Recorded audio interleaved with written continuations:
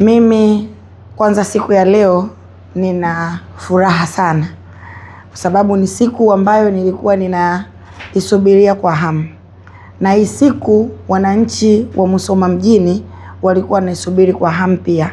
Na sio tu wananchi wa Musoma mjini, hata wakazi wa wilaya zetu jirani, kwa hiyo mkoa wa Mara kwa ujumla.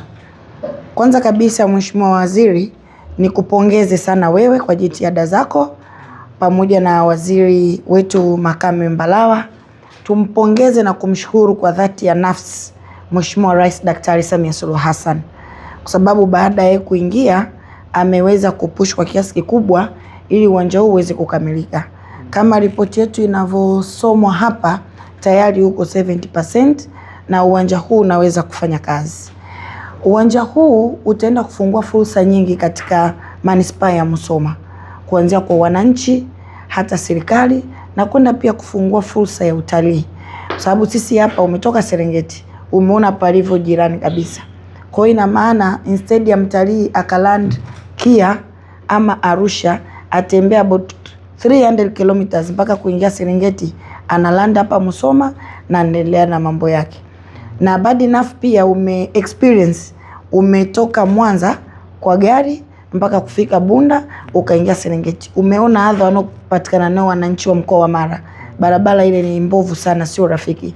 Kwa hiyo tukiwa na kiwanja cha ndege hapa itasaidia na kureduce pia cost kwa wananchi wetu.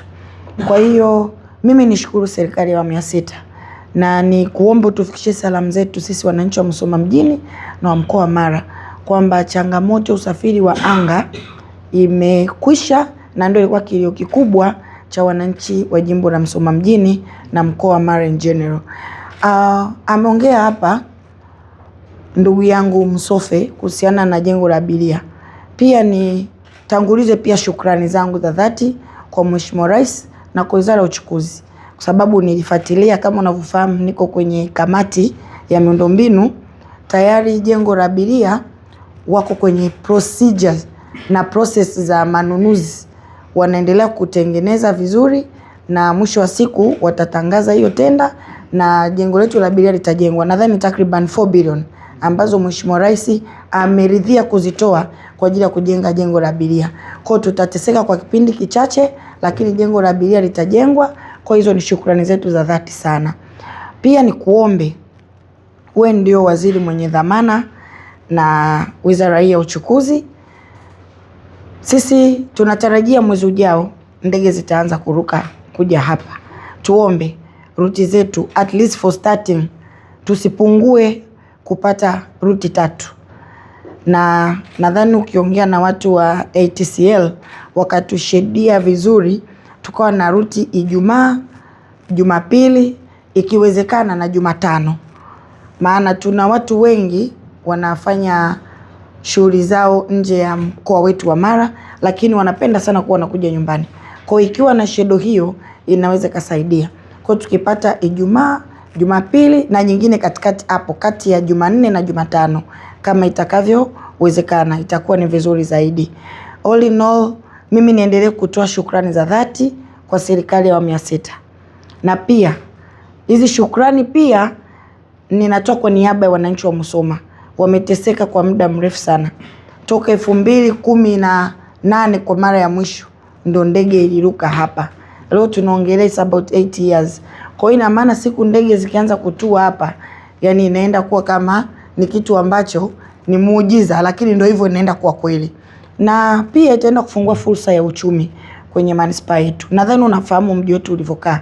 Ndio maana nimekuwa nikikusumbua sana. Ningekusumbulia airport, nikusumbulia na bandari, pamoja na hoteli yetu ya Musoma Hotel. Na kusumbua sana. Univumilie tu Mheshimiwa Naibu Waziri. Maana Mheshimiwa Rais aliona unaweza kumudu mikiki ya wabunge wa korofi na wasumbufu kama mimi. Lakini yote ni kwa sababu ya maslahi mapana ya wananchi walioniamini na kunipa ridhaa. Kwa hiyo hapa tuna samaki, tuna dagaa, kuna madini. Iwapo Musoma watu hawachimbi, lakini kuna watu wako hapo Etaro, wako Seka, wakichimba wanakuja hapa Musoma, wanaondokea hapa. Na sasa hapa tumepata bahati. Kuna refinery moja nzuri sana inajengwa pale. Hawa vijana wetu ni wa Kitanzania. Wameinvest about 14 billion.